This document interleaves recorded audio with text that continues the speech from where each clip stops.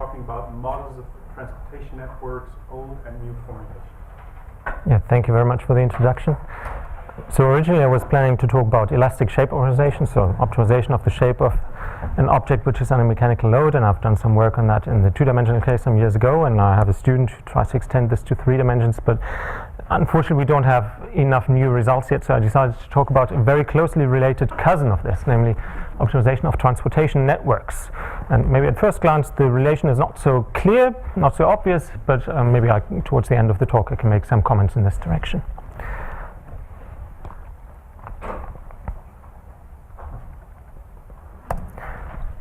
Okay, so just to set the stage, let's fix some domain, omega subset RD, which shall be compact. So that's the domain in which we're going to compute, and then we're going to do some kind of optimal transport. And in optimal transport, you also always need 2 measures. So mu plus and mu minus are supposed to be probability measures on omega. And well, just for the sake of an example, let's suppose mu plus consists of 2 Dirac masses up here at the top, say each with mass 1/2. And mu minus consists of 3 Dirac masses down here at the bottom, each with mass 1/3. And in classical optimal transport, this mu plus and mu minus, those are always interpreted as material distributions. Mu plus is the material distribution before any transport happens, then some transport happens. During the transport, the material is taken away from mu plus, and then it's during the transport it's deposited at different places. Is it bright enough in the back to me? It's not. Really? So, Unfortunately, I don't know how to. Ah, yeah. Perfect. Thank you. perhaps you can start again. Yes, sure. Okay. Well, let me start again with the whole setting. Yeah? So I have 2 probability measures, mu plus and mu minus. They both live on a compact domain, subset RD, so typically in 2 space dimensions or in 3 space dimensions, so D is my dimension. And I just made an example here. So mu plus consists of 2 Dirac masses, each with mass 1/2, and mu minus of 3 Dirac masses, each with mass 1/3. And I'm trying to transport the material from mu plus to mu minus, so that after the transport it looks like mu minus. And in classical optimal transport, one tries to find a transportation scheme that transports mu plus onto mu minus, which is optimal. And optimal in a certain sense, and in classical optimal transport you judge the optimality by some cost function, c of x comma y. So c of x comma y shall have the interpretation of the cost for transporting 1 unit mass from position x to position y. And you're always thinking of transport along straight lines. So in this particular example, the optimal transportation, if this is in Euclidean space, then the optimal transportation scheme would be to transport mass 1/3 directly downwards to this point. Mass 1/6 would be directly down to that point. And then again here the same, mass 1/6 goes down that point, and mass 1/3 again down that point. However, in branch transport, and this is what I'm going to talk about, so-called branch transport, there the underlying principle is the more mass is transported together, the cheaper is the cost per particle. I wrote it down here. And well, this is a very well-known principle in economics. It has the name of the economy of scales. Of course, if I have a lump of material here that I want to transport to the other side of the room, then it's most efficient if I take the whole lump of material, transport it in one go to the other side, rather than walking multiple times back and forth, and each time just picking a small piece. And if you obey this principle and then look for optimal transportation schemes that transport material in mu plus such that after the transport it looks like mu minus, then automatically it will happen that mass will aggregate. During the transportation process, mass will try to aggregate, will accumulate, because the more mass you have, the cheaper the transport is per single particle.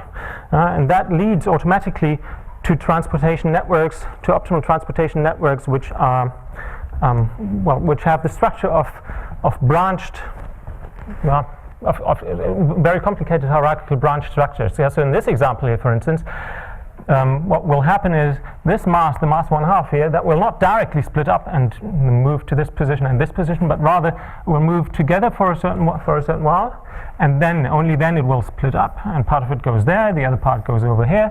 Same happens on the other side, so you move down here, and then the mass splits up, only then the mass splits up and moves over here again. And here in the middle, those 2 masses again recombine, because this way you can again further reduce the cost for this last piece that they have to travel, because there they travel together, that's again cheaper. And as for applications, Of course, this can be used to model logistic problems, such as optimization of street networks or public transport networks. That's what it's been used for. You can also use this to model biological networks, such as blood vessel networks or plant networks, where you have to transport water from the roots to the leaves.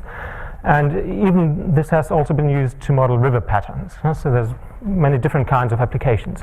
And my aim during this talk is to show you multiple different models that all show such behavior, and to talk about the relation between those models a little bit. And the first model that I want to start with, that's often called the Eulerian viewpoint. And that's due to Cha, who some 10 or 15 years ago introduced that model. And here, well, okay, the first thing that we need is something to judge whether the transportation scheme is good or not. So we need some type of cost. That's what I call a transportation cost.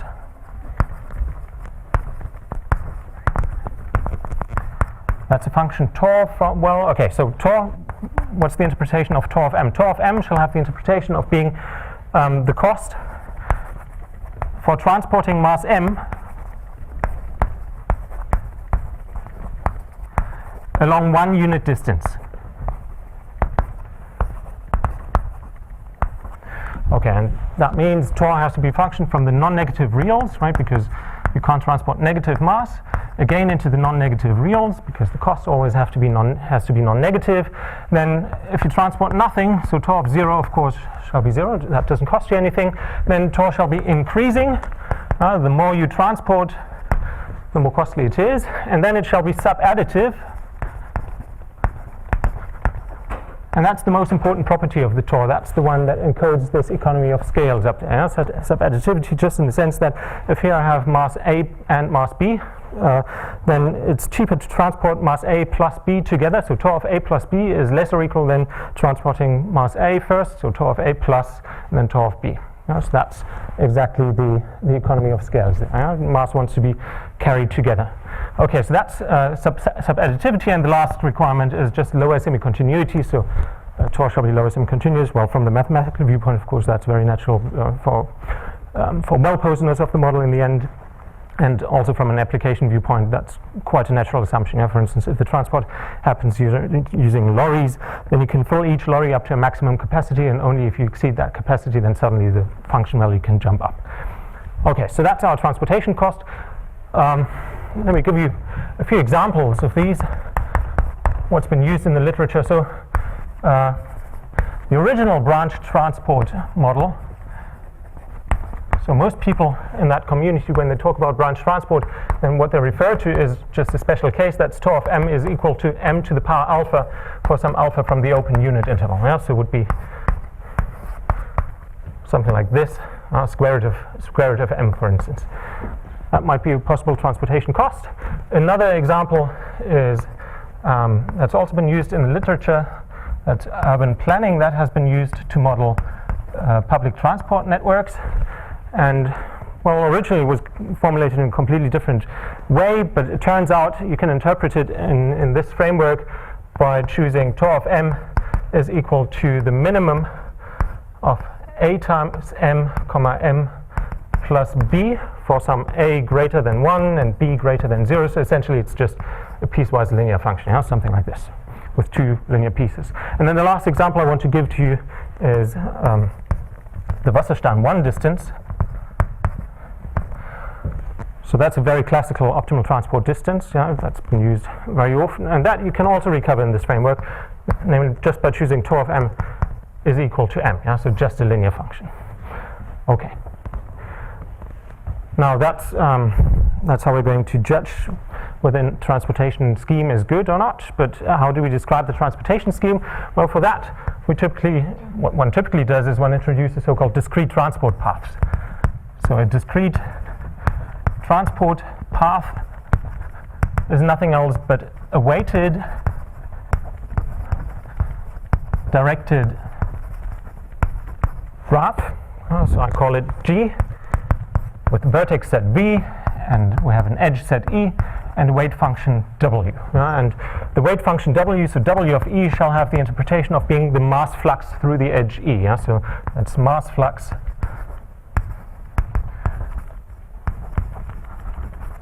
through E, and E is just one of the edges. So for instance, this purple drawing I've done up here, that can be interpreted as a discrete transport path. So it's a graph. Those are the vertices, all those branching points are the vertices, as well as the points where the mass originally and in the end lies. And then the lines in between, those are the edges, and they are oriented. It's a directed graph. They're oriented in the direction of the flux. And the weight of this, there's the purple chalk. So the weight is just the amount of mass that flows there. For instance, for this edge E, we have W of E is equal to 1/3. That's the amount of mass that flows to that point, to that edge.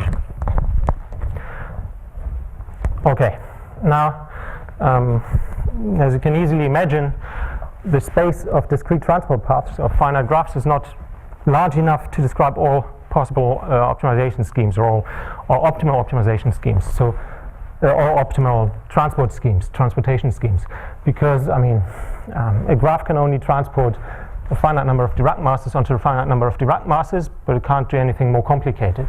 But you might also want to consider, for instance, cases where mu plus or mu minus is, for instance, Lebesgue continuous or something complicated. So that means you need a larger space of possible transportation schemes, and that means we want to enlarge the space of transportation schemes, and what we're going to use is the space of vector valued measures.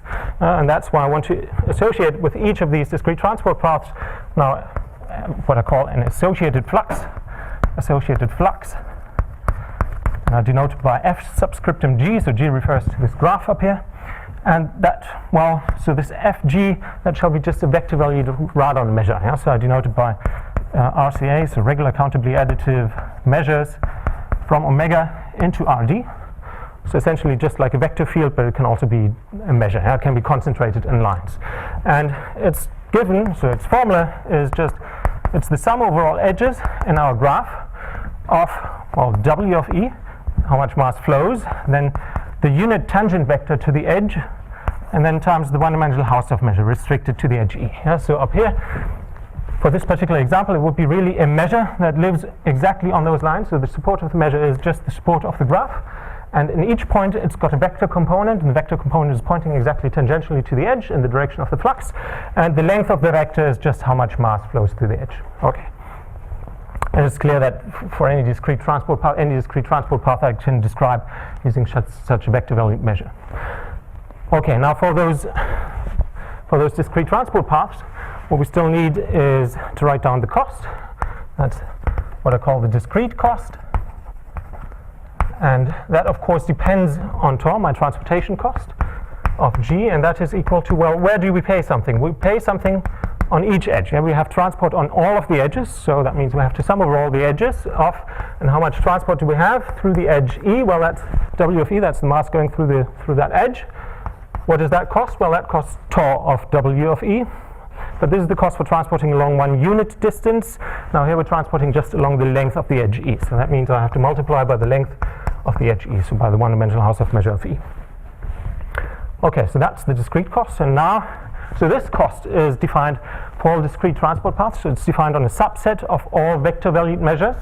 And now I have to extend this cost somehow onto all vector valued measures. And the way we do this is just a classical way, namely by relaxation. So the cost is already defined on a subset of all vector valued measures, and now we define it on the rest by relaxation with respect to the weak star topology. So, so the transport cost. So that's now the cost really that we want to minimize, J tau, comma mu plus. Now also I write down mu plus and mu minus because now from now on I only want to consider transportation schemes that transport mu plus onto mu minus off, and the argument now is not a discrete transport path, not a graph, but instead it's a vector valued measure. Okay, and its cost is defined by relaxation. That means I take the infimum over lim inf n to infinity of J tau of Gn. Well, let me first write it down, then I'll explain it. Where we have mu plus n, mu minus n, and Fgn converge weakly star to mu plus, mu minus, and F, and where we have divergence of Fgn is equal to mu plus n minus mu minus n.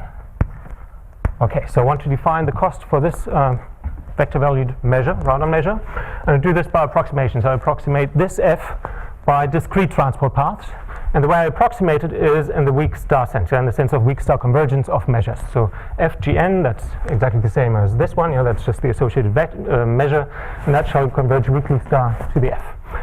Okay, now mu plus and mu minus are the source and the sink of my transport. Those also have to be approximated, because this discrete transport path, of course, that cannot transport mu plus onto mu minus. It can only transport Dirac deltas to Dirac deltas. So I have to approximate that as well. So that's why I have mu plus n and mu minus n, and this condition that the divergence of FGN, so FGN is a vector field, so the divergence of a vector field is sources minus sinks. Also here, just this has to be interpreted in the distributional sense because those are all measures. But also here we have FGN has as source mu plus n and a sink mu minus n. So it transports this one to this one, and those have to be approximations of mu plus and mu minus also in the weak star sense. Okay, and then of all those possible approximations of this f, you just take the best one which yields the lowest value. That's just standard relaxation with respect to weak star convergence. Okay, so this is the thing that we want to optimize, and the optimizing f, that would be the optimal transportation scheme. I just want to introduce one further definition, that's dTor of mu plus comma mu minus, which shall be the infimum of the cost jTor comma mu plus comma mu minus. So the minimum cost that you have for transporting mu plus onto mu minus. And I'll call this let me call this the transport distance. I mean, it's something like a distance because, of course, if this is large, then that means that mu plus and mu minus must be very different from each other, whereas if this is small, then you can imagine that mu plus and mu minus are very close to each other, and I'll justify later that I call it a distance. Okay, now from all those definitions, what's quite straightforward to find is the following result. So for any discrete transport path, for any of those objects, there is another one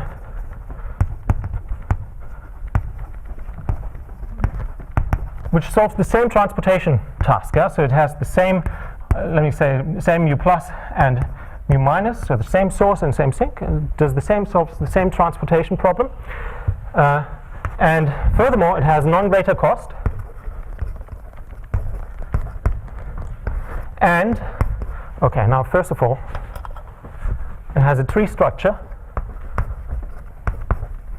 So it's not just any graph, it's a graph with a tree structure. Second, it satisfies the mass flux through any edge E is less or equal than 1 for all edges of that discrete transport path. And third, we have the cost of it, jTor of G is greater or equal, can be bounded from below by some constant alpha times the total mass of the flux. So Fg is the associated vector valued measure, and now I take the total variation norm, so the radon measure norm of that measure.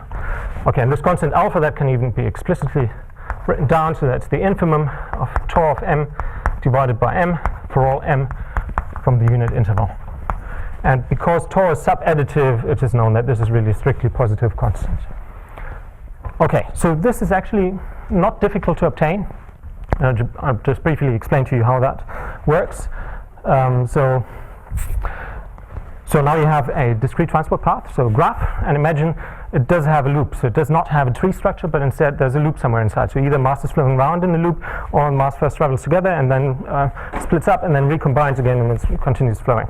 Well, what you do is just you add another mass flux onto that discrete transport path, where mass flows around in the same loop, and the amount of mass that flows around in the loop you choose just so that it cancels the flux through one of the edges. Okay, and this way, then through that edge you don't have any flow anymore, and that means you've broken open the loop. The loop doesn't exist anymore. And using the sub-additivity of this Tor here, it's very straightforward. It's a simple calculation to check that you can always do this without increasing the cost of the transportation scheme. Okay, and since the graph is finite, it can at most have a finite number of loops. You just go through the loops one by one, break them open one by one, and in the end you arrive at something that has non-greater cost, does the same transport, and has a tree structure. Now, once you know you have a tree structure, this is a direct corollary of this, because if you're sitting on an edge, then each particle can visit this edge at most once. If it would visit twice, it would have flown around in a loop, but you don't have any loops. Okay, so that means the total amount of mass flux that you can have through any edge can at most be the total number of particles that you have in the system. And here, how much mass do we have in the system? Well, this mu plus and mu minus are probability measures, so the total amount of mass is 1. Okay, so that means where the mass flux to each edge E is less or equal than 1. Okay, and then this coercivity is a direct consequence of this, because where did I write down the cost? So the cost is up there. This is the cost. Now, once I know that W of E is less or equal than 1, then I know tau of W of E can be bounded below by this constant alpha times W of E. So it's greater or equal than alpha times W of E, and the alpha I can pull out of the sum, and what remains here in that sum is then nothing else but exactly the total amount of mass flux. So the sum over all edges of length of the edges times the amount of mass that flows on the edges. Okay, now with this, it's now a straightforward corollary that the cost that we consider, so this J tau mu plus comma mu minus, that is, well, first of all, it's weakly star logarithmic continuous. That it is just by definition, yeah, because we defined it to be the that's up there. We defined it to be the weak star logarithmic continuous envelope. So that's automatically weakly star logarithmic continuous. Second, it is coercive in the sense that if the cost is bounded, then the mass of the vector valued measure of its argument is also bounded. Now that's a direct consequence of this. Yeah? If the cost is bounded, then the mass of that vector valued measure is also bounded. So that's a direct consequence. And then the third one is, of course, by the direct method of the calculus of variations. If you have a functional that is logarithmic continuous and is coercive, then automatically the functional is either infinite or it has minimizers. Okay. Now, the case that the functional is always infinite, that can indeed occur.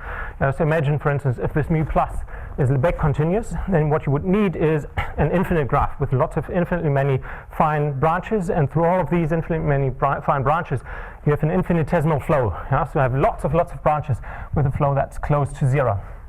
And that means your cost tau that may not increase too quickly close to 0. If it increases too quickly, then your total cost will also be infinite.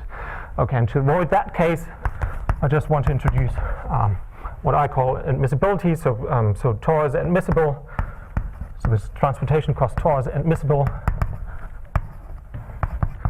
I define that to be such that, well, it's admissible if and only if there exists a concave function beta that majorizes tau. Yeah? So we have to bound tau from above. It's not allowed to grow too quickly. So we do this by a function beta, and this function beta has to satisfy a growth condition with integral from 0 to 1 of beta of m. So close to 0, beta has to behave like a certain power. And the power is 1 over d, so 1 over the dimension minus 2. Yeah, that turns out to be the power. That has to be finite. Okay, so this is a negative power, so this thing blows up as n goes to 0, and beta just is not allowed to grow too quickly, so it has to balance this blow up. Okay, and then, once you've defined that, then you obtain really, if tau is admissible, then that implies that, first of all, your cost J tau mu plus mu minus is not equal to infinity everywhere, and then by the corollary that we had before, that automatically means it does admit minimizers. There are optimal transportation schemes, optimal transportation vector fields. Then the second thing, so that's the first thing that follows from that. The second and third thing I want to mention is two properties of this d tau, this transport distance. So d tau then is indeed a metric on the space of probability measures, a distance measure on the space of probability measures, and not just any metric, but it's a metric that metrizes the weak star convergence, metrizes weak star convergence on the space of probability measures, and even more so, the space of probability measures together with this metric is a length space. So that means this metric, this distance measure, can be interpreted as the length of shortest connecting curves in the space of probability measures. And the reason why I mention those two properties is just because those are also properties that are satisfied by the classical Wasserstein distances, by classical optimal transport distances. So in this respect, this model is just as nice as those classical distances, Wasserstein distances. Okay. I just want to give an idea of the proof of that. That's not very difficult. All those proofs of all those three statements, they involve constructions, mainly constructions. And, well, so just without loss of generality, let's suppose our domain omega is a square, and then let's suppose our mu plus is a Dirac mass sitting at the center of the square.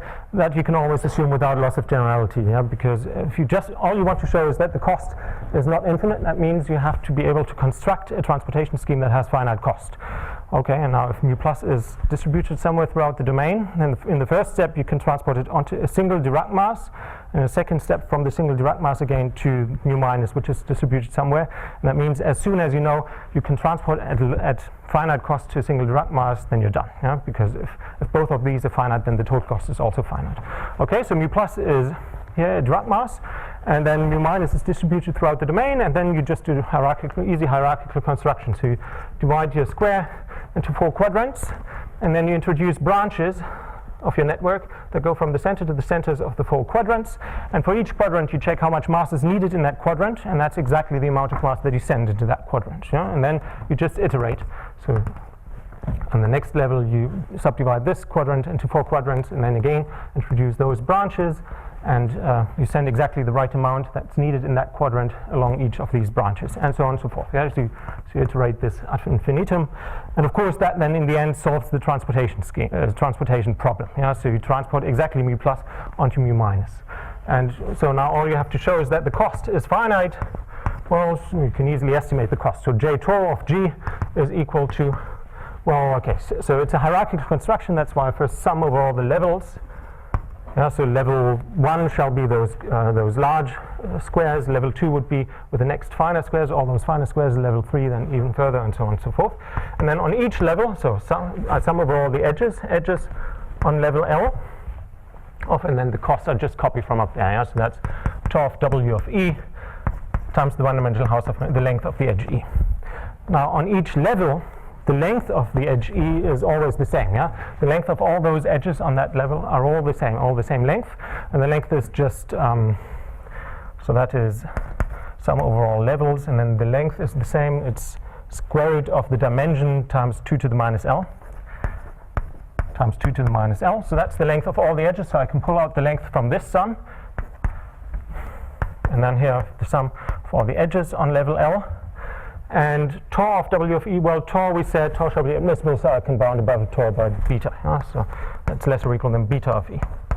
Okay, now the rest is just Jensen's inequality, because beta is a concave function, and here I have the sum of this concave function of all the fluxes through the edges.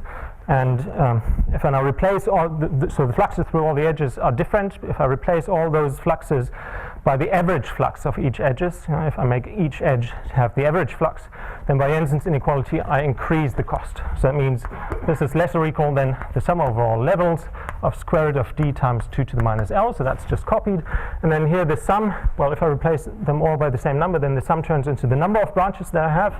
So the number of branches is 2 to the D times L. That's the number of branches I have on level L, times beta of, and now just the average flux through each of these branches. Well, the total flux is 1, so the average flux is 1 over the number of branches, so that's 2 to the minus D times L. And I want that this is finite. Okay, and this condition here, that this is finite, that's just equivalent to this growth condition on the beta. I wrote it down here in terms of an integral because that's easier to grasp, to see how the growth should be, but in fact this is nothing else but this condition here. Okay, so that means we've shown now that the cost is indeed finite, and the constructions for second and third, they're very similar. Yeah? For instance, if you want to show that the distance metroizes weak star convergence, all you have to do is, if you have mu plus and that converges weakly star to mu minus, you have to construct a transportation network in between such that the cost of that transportation network as mu plus converges to mu minus decreases to 0. So it's very similar techniques, very similar methods. Okay, that's all I want to say about the first type of model. And now I want to introduce the second type of model, which is a very similar. So I want to introduce 2 very similar models, and then one model which is a little different, and then I don't think I have more time to introduce yet another one. The second one is very similar in nature, And I mean, you could say that the difference is just a technicality, and that's what I call the geometric measure theory viewpoint, GMT viewpoint. And to introduce that, I first want to introduce the notions that I'm going to use. Most of you are probably familiar with those. So what I'm going to use is, first of all, I need polyhedral n-chains, so-called polyhedral n-chain. What is a polyhedral n-chain? Well, that's nothing else but a finite linear combination of oriented n-dimensional polyhedra. Oriented n-dimensional polyhedra. So just as an example, 1 times the, so here I have a rectangle, I'll give it an orientation, and 1 times this rectangle would be a polyhedral 2-chain, because it's 2-dimensional polyhedron. And then there's a few more notions that we need. So with each, so it's typically, in general, it's something of this form. So the MP are just real coefficients of this linear combination, and the P's are those n-dimensional polyhedra. And now the mass of a polyhedral n-chain, so that's the mass of MP, sum of the MP times P. That is nothing else but the sum of the absolute values of those coefficients times the n-dimensional Hausdorff measure of P, so the weighted surface area. For this one, for instance, the mass of my polyhedral 2-chain would be once this rectangle, then its mass would be once its surface area. Okay, the last thing that we need is the boundary. So that's typically denoted like this: boundary of the sum of the MP times P, that is the sum of the MP times the boundaries of the polyhedra. So the boundary of this polyhedron is just the linear combination, if you like, of those line segments, and the orientation of each polyhedron introduces natural orientation on its faces, so on its boundary. And obviously then, if I plug in an n-chain here, a polyhedral n-chain, n-dimensional polyhedra, then the boundary operator maps back a polyhedral n-1 chain. Okay. Now, notice that polyhedral 1 chains. What are polyhedral 1 chains? Well, this purple drawing up here can also be interpreted as a polyhedral 1 chain. It's a linear combination of one-dimensional polyhedra. One-dimensional polyhedra are just those line segments. They are oriented because they have the direction in which the flux goes. And the linear coefficients, which I multiply them with, those are just the amount of mass that flows through those. So that means polyhedral 1 chains are nothing else, are just a different name for those discrete transport paths, for those graph structures. They're one and the same thing. Okay, and as before, of course, those polyhedral 1 chains will not be sufficient to describe our optimal transportation schemes. So we have to enlarge again the space of possible transportation schemes. And there we used as the space of vector-valued radon measures, and we used the relaxation of the function with respect to weak star convergence. Here we'll enlarge the space to the space of so-called flat 1 chains. And for that, we need to introduce that. We need a weak topology or weak norm on that space, and that is the so-called flat norm. So the flat norm is, well, typically denoted like this. Flat of F is the infimum of the mass of F minus the boundary of Q plus the mass of Q, where infima is overall n+1 chains. Yeah? So Q is an n+1 chain. So just to give you an intuition of this, say if my mass flux were this, this is my F. So I have the flux downwards, and right next to it the flux upwards. Then what would be the Q, this 2 chain that would use to calculate the flat norm? Well, this would be just the rectangle in here with this orientation. This would be my Q. And then notice that the boundary of Q cancels with F exactly on those 2 long sides. So that means all that you count here is the length of those short sides plus the surface area of the Q. So those 2 lengths plus the surface area. And that means as soon as those 2 fluxes move closer and closer to each other, that flat norm of that flux converges to 0. So this configuration converges to 0 in the flat norm. So in this sense, it's a very weak norm. Okay, and then now we can, so the space of flat n chains, that is just the completion of polyhedral n chains with respect to exactly that flat norm. So that's our enlargement of the space. Now we've enlarged the space. And now all that remains to do is we have to define the cost. So the cost is, so there I used the letter J, I think. Yes, so here I use the letter G, tau of mu plus, mu minus, of now a flat one chain. That is equal to, and now we just take the relaxation of J tau, our discrete cost. So for discrete transport paths, we've defined the discrete cost, J tau up there. And I said discrete transport paths are nothing else but polyhedral one chains. So for those, we've already defined the cost, and now we have to extend the cost to all flat one chains. That means we do that by relaxation. Now relaxation of that discrete cost with respect to flat convergence. And this is if the boundary of f is equal to mu plus minus mu minus. So again, f is supposed to transport mu plus onto mu minus, and otherwise it's supposed to be infinite. Okay, so that's the other model. And a priori, the relation between those two is not clear. Yeah? So there we used relaxation with respect to weak star convergence. Here we use relaxation with respect to flat convergence. And flat convergence is strictly weaker than weak star convergence.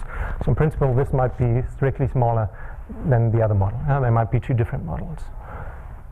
Okay, I'll leave that question open for a little while. Now, as the last thing, I want to introduce one further model. And that one further model is sometimes called the Lagrangian viewpoint. Lagrangian viewpoint. Well, why does that make sense? I mean, there's transport happening, so particles are traveling from some initial position to some final position. And of course, you can move along with the particle and look at those travel paths.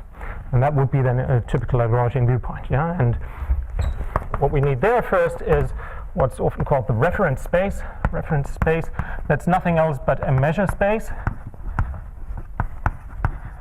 So I denote it by gamma as the set, and then the Borel sigma algebra on gamma, and then some probability measure on gamma. And that is the way we label our particles. Yeah? So that is the space of particles.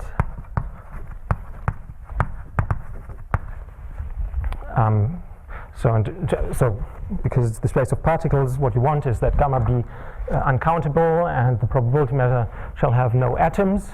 And if you have those conditions, then it turns out that without loss of generality, you can always choose gamma to be the unit interval and p gamma to be just the Lebesgue measure on that unit interval. So that's our particle label space. Each particle now corresponds to one point from the unit interval. Okay, the next thing we have to define is how to describe the transportation scheme. So that is done using what's called an irrigation pattern. That's a function chi, a mapping chi from, well, it maps each particle onto an absolutely continuous curve from the unit time interval into omega. Yeah, so that means if I evaluate this irrigation pattern chi for a particular particle, so if I write down chi p, that's chi evaluated at particle p, that's a curve going from the parameterized by the unit time interval going into omega. So that's just the travel path of particle p. Yeah, so that is travel path of the particle p. Okay, that's how I can describe the transport. And now I need one more abbreviation to be able to write down the cost that we want to minimize, and that is what I call m chi of x. That is equal to, well, that's supposed to be the number of particles that at some point pass by the point x. So if I want to count the number of particles, then I have to do this using my measure on the space of particles. Yeah, that's how I count particles. And then I want all the particles that at some point pass by the point x, so that's all p in gamma, such that x lies on the travel path of p. Yeah? So chi p of 0, 1, that's the total image of the travel path of the particle p. Okay, that's the amount of particles that flow through the point x. Okay, now the cost, I've used J, G, E. So the cost E tau, mu plus, mu minus of an irrigation pattern chi is now, well, where do we have to pay? Well, we have to pay something for each particle, so let's integrate over all the particles. dp gamma of p, so now we integrate over all particles. For each particle we pay something. Now each particle travels during the unit time interval, and for each time point we have to pay something as well. So integrate from 0 to 1, unit time interval, dt. Now, we do not want that the cost depends on how fast the particle travels, whether it travels fast or slowly. So I actually don't want a time integral here, I want a path integral. So I turn this into a path integral by just writing chi p dot of t in front. So the velocity times dt, that then turns it into a path integral. And then at time point t, we're somewhere at position chi p of t. Okay, how many particles flow through that point? Well, that is m chi of chi pt, m chi of that point x. That's how many particles flow through that point. How much does it cost, that transport? Well, that's tau of that. That's the amount of particles. Tau of that is how much I pay for that, for the transport. But that's the cost for transporting all those many particles. But here I just want to, I'm integrating with respect to certain particle p. So I just want the cost for one single particle, for this single particle p. So I still have to divide by the total amount of particles to just get the contribution to that total cost of that single particle p. Okay, and that's the final cost. That's now what we want to minimize. That's yet a different model that we have to minimize for this chi. Okay, and all those models have been introduced independently from each other, and of course there was, and several others as well, which I don't describe here. And then of course there's the question, how are they related to each other? Are they related to each other, or are they all different models? And for some of them, that wasn't really clear, so that had already been proven. For others, it's only been looked at in special cases, such as here, this special case of a transportation cost. And well, it turns out, and that's also where my contribution lies, it turns out that you have something that I would like to call the fundamental theorem of all those models here, which is all those models that I've showed to you and several others are actually equivalent. So that means the minimum, if you minimize what are called J tau, mu plus, mu minus, that was the cost on the space of vector valued measures. That is the same as when you minimize G tau, comma, mu plus, comma, mu minus. So if you're in the space of flat one chains, and that's the same as if you minimize this E tau. So where you work with irrigation patterns, mu plus, mu minus. And then, as I said, there's a few other model formulations as well that also turn out to be just the same thing, that have evolved independently but turn out to describe exactly the same thing. And not only are the minimum values the same, but also if you have a minimizer of one, then from that you can construct a minimizer of the other. So that in this sense they're really equivalent. And then one last thing I want to mention on the analysis is, now that you know this, then there's also a very neat and nice and clean formula for all those costs, which I want to write down for, well, for this case, for the case of flat one chains, I write it down. So J tau mu plus mu minus of a flat one chain F is equal to, okay, and now, so what we needed there was F was supposed to be to transport mu plus onto mu minus. So we have a flat one chain whose boundary is mu plus minus mu minus. And as soon as you know that the boundary is a measure, then you know that you can decompose this F. That's known that you can decompose this F into a one rectifiable part and a diffuse part. So I write it as those two components, MF times the one-dimensional Hausdorff measure restricted to a one rectifiable set F. Yeah, so this set SF, that would just be the support of this purple, all those purple lines, one rectifiable set. And on that you have the one-dimensional Hausdorff measure times a vector valued function. That's exactly the same structure that we had before. Plus, and then you have some part that I call F perpendicular, that's singular with respect to one-dimensional Hausdorff measure. So that could, for instance, be a Lebesgue continuous part, something diffuse, a diffuse transport. Okay, so you know you have the structure, and then you can always write this cost as, well, you integrate over all your transportation network, over SF, you just integrate over the transportation network, the cost of the mass flux, so tau of, and then mf, the norm of the vector mf, that is just the amount of mass that flows through there, and you take tau of that, you integrate that with respect to the one-dimensional Hausdorff measure, and then plus, and then you also have a contribution from the diffuse part, and that is tau prime of 0 times the total mass of the diffuse part. So tau prime of 0 is just the initial slope of tau. So notice that can either be finite or it can also be infinite. If it is infinite, then that of course just means that this mass has to be 0, so the flux is not allowed to have any diffuse part. Okay, so that's the final relatively clean formula. And now, at the end, I thought I'd also show you just a few pictures. Now, of course, the next step is you also want to try to compute those things, and I've worked a little bit on that, and I just want to show you a few examples. They're not very, yeah.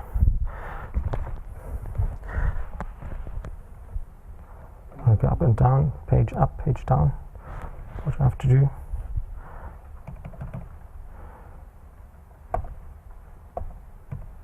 Okay, now it works. So what I've done so far is tried different phase field approximations, and I've also tried other approaches, which are image processing type approaches. And those examples are not very complicated, but at the moment, unfortunately, that's as far as you get so far. Yeah? So, for instance, up at the top, all the pluses are sources of materials, and all the minuses are sinks of materials. So I want to transport from plus to minus. And what you see at the top, that is the optimal transportation flux, the vector valued measure that's visualized up there. And here at the bottom, this black thing, that is the phase field. Yeah, maybe you know phase field approximations from image processing or from approximating fracture problems in continuum mechanics. And this is something like an indicator where the transportation network should lie. And well, down here you have the same thing. Now the color coding is just that corresponds to what you see here on the right side. Namely, this is nothing else but our cost function tau. So in 0 it's 0, and then in this case it directly jumps up right after 0, and then it's a piecewise linear, and the green colors correspond to which of these pieces is active here. And there's yet a different formulation that I didn't show, in which you can see that actually you can interpret this as having three different kinds of streets. One street is like a motorway, the other one is just a local street, and the third one is just a path. And yeah, okay, and that's how your network automatically decomposes into different types of streets. So that's phase field approximations. Well, here's just, so those were Ambrosi-Tortorelli phase field approximations, just for the ones who are familiar with those. And then there's another famous phase field approximation that's due to Modica and Mortola, or also used in Alan Kahn models, and that you can also modify that one to give similar results. Yeah, so here on the left side we have 4 masses that have to be transported onto the 4 masses here on the right side. And the last thing, the last images I just want to show is yet a different viewpoint, and some of you have already seen those images. So there you can view your transportation problem as an image in-painting problem, where, so all I prescribe of the image here at the top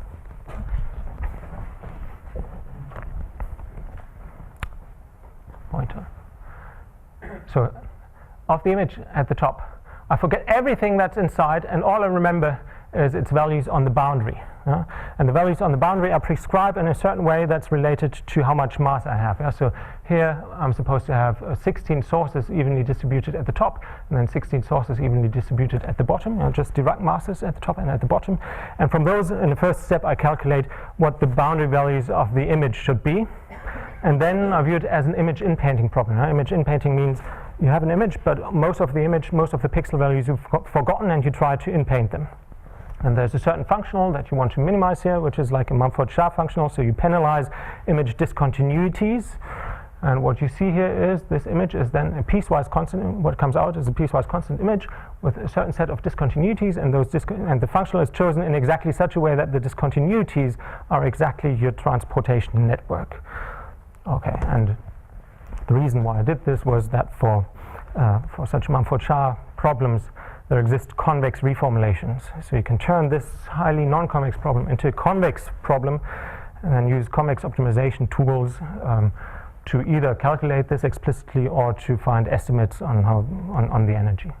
Okay, and this just gives you different examples here where I change some parameters of this transportation cost tau. Depending on how you choose tau, you get either more branches or fewer branches. So here all the mass from this region aggregates very quickly, and then you have one single line down, or here it's even worse, all the mass aggregates in one single spot and then is transported all together, whereas here it's better if the mass is just transported in 4 lumps to the other side. And well, okay, just to show that it's not restricted to rectangular regions, here are examples, other examples where the mass is located on the boundary, say, of circular regions. Okay, with this I stop. Thank you.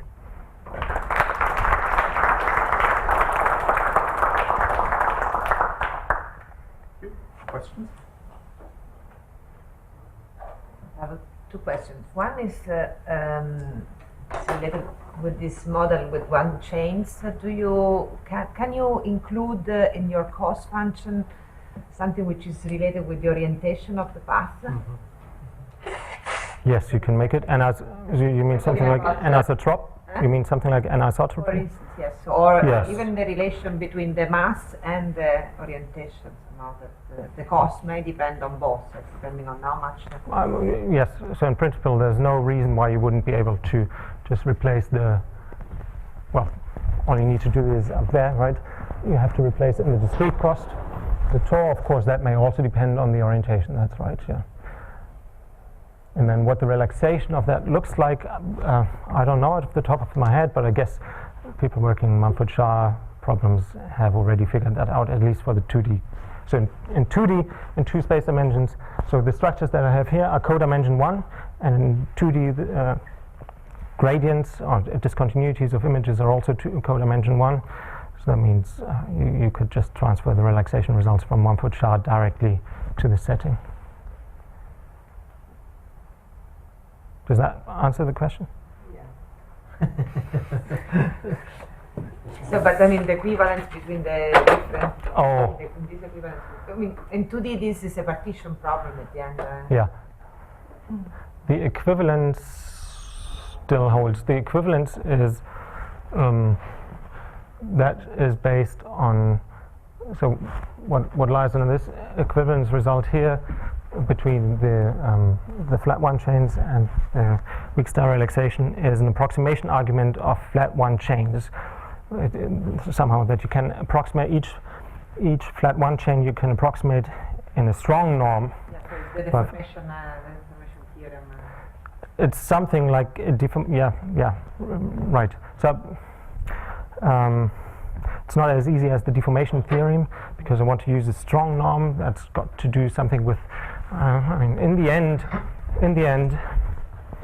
what do I do in the end? So in the end, I have some cost like this one, and I want to show that this cost converges while I do approximations. And what I want to use here is, at least what I use, is the monotone convergence theorem. So you want somehow pointwise strong convergence, and okay, what was the reason why flat convergence was not enough? Okay, I can't remember at the moment. Yeah, so I mean, there's multiple ways how you can think about the problem, and then it turned out this one was. But again, you must be The second thinking question about is the. related with. Sorry. Yeah, you must be thinking about the problem where also, in fact, a zigzag might be, because of anisotropy, a zigzag path might be favorable to a straight path, and then there must be something like an effective tau which arises from a relaxation. Exactly. Yeah, but well, that in principle. In principle, at least in 2 dimensions, the same techniques as for the Mumford-Shah functional work. And I wouldn't think that it's different for. I mean, that's for the vector value measure case, and I wouldn't think that it's for the flat one chains it's any different. If you use this image in painting sort of method, you only know the boundary value of the image. Well, you can, because you don't know what's inside, you can only make assumptions like the function is Lipschitz or whatever TV or something, right? So do you have any error estimates? If you know something inside, then you cut it off.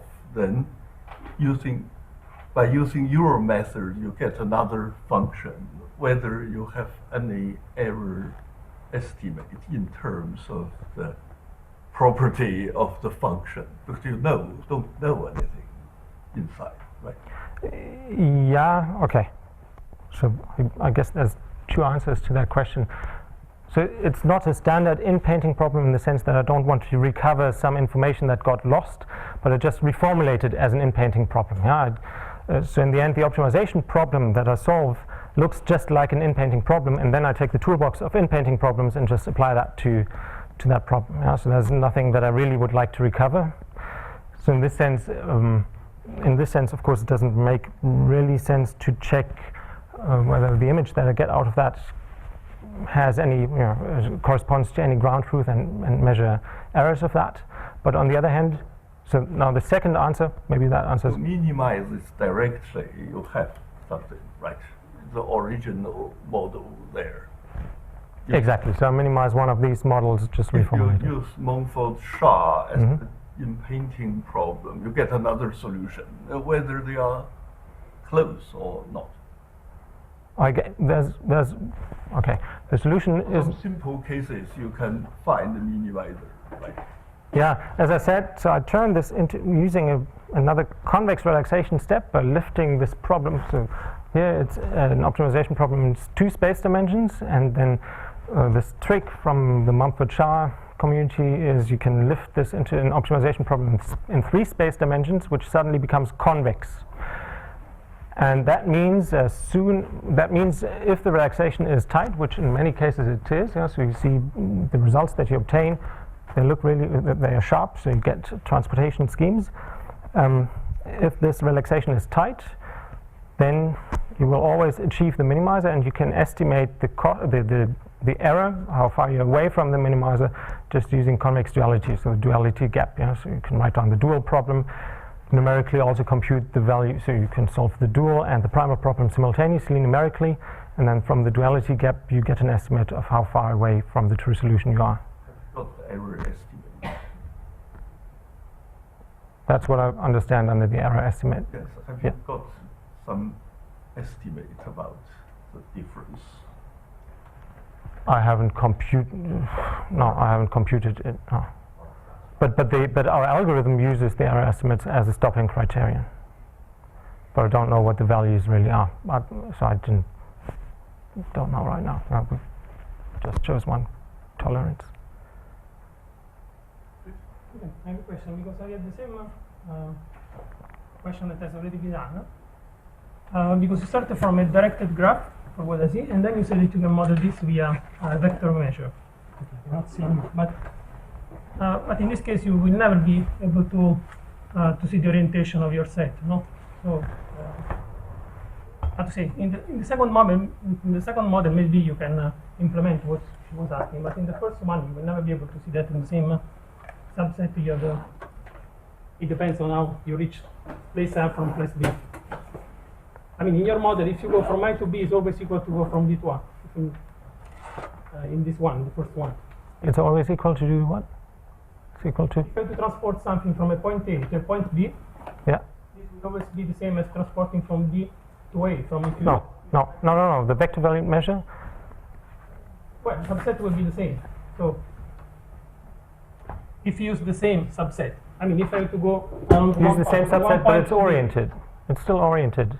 It's always oriented.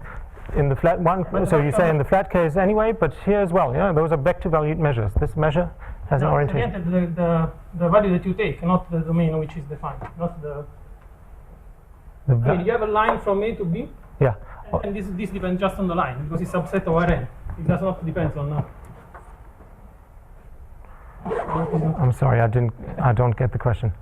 Do you mean the symmetry of whether you transport from A to B or whether you transport from B to A, whether the cost is the same? Map from a subset of omega, right? Which one? What's the map? The vector measure that you define. Yeah. Every subset of omega you assign some vector. Subset of omega times 1 original house of measure times a vector, yes? By definition, a vector measure is something defined on subset of omega, which takes some vector value to any subset of omega, but you cannot distinguish among subset of omega if it's oriented one way or another. The value will not change the value of your measure. And it doesn't just depend on the subset. There's this vector. It depends also on the orientation of this segment. There's the E bar, E arrow. Yes, but this is just if on the discrete level you can do this. But if you follow exactly the same path, you will never be able to to distinguish among these two. No, but that's part. I mean, my understanding is that the E bar is part of the what you give. Yeah, The cost doesn't see the orientation. that's right. The cost at the Well, moment the doesn't orientation see. I was If my cost to go from here to the hill is some cost C, and then I would like to go back, can you model this in your on a continuous level, meaning that I exactly follow the same path to go up to the hill and then go back? Can you use this approach to model this? And then go back. Exactly along No. the same. Okay, now I understand what you mean. Okay. that's- No. Yeah, that information somehow gets lost in the relaxation, yeah, because you have this flux and this flux, and that's the same also in the flat one chain Maybe case. you can work on oriented subset, then it's Yeah, exactly. You would need a different space, different relaxation. What is it called? What is it called? The variety. Well, okay. We have a measure and at the same time, I'm sorry. Very folds, exactly. Yeah, maybe that might be a relaxation in which you can formulate that. Okay, we can talk also later. Thanks. One, when it comes to traditional optimal transportation, these methods of entropic regularization have been very effective in doing. I mean, in terms of computation, is there a similarly natural? I mean, there's also. I mean, when I said that would be tau equal to m. Is there? Could one think of doing something similar? Yeah, so I haven't thought about it in this setting, but there's another formulation in which is you just optimize over the support of your network. So you just optimize the network, and then once you fix the network, it's a bar-level optimization. So on the next level, you just solve a classical transportation problem, optimal transportation problem, just a discrete one because it lives on the network. Yeah? And for that, it does indeed would make sense, at least from the numerical viewpoint, to use entropic regularization, because when you want to update your transportation network, the geometry of your network, say if you move one of those edges, for instance, it might be that suddenly the optimal transportation scheme would no longer use this edge, but would use a completely different path, because suddenly that one is the global optimum. And using entropic regularization, you can achieve that all the paths that are within that network can carry some little mass at the same time, and that makes the energy landscape smooth. So you can then compute something like a derivative, and you don't have abrupt changes such that when you change one edge, then suddenly all the mass is redirected, but the transition is more gradual. Okay, but just in this, I mean, just when dividing the problem into first kind of that's the only. and then Yes, that's the only case that I have thought of, because this entropic regularization, that works in this lifted space of we have two copies of your space typically, and so in the Kantorovich formulation, whereas this one here is this is more like a Bonamou-Brunier formulation, because you have a time variable, so to speak. I mean, you can't see it directly because this is the Wasserstein 1 case, and there the Bonamou-Brunier formulation degenerates. So you don't need time actually, but it's more like a Bonamou-Brunier formulation. So, that's why I didn't look at entropic regularization in that setting. more questions? Not the case. So thanks to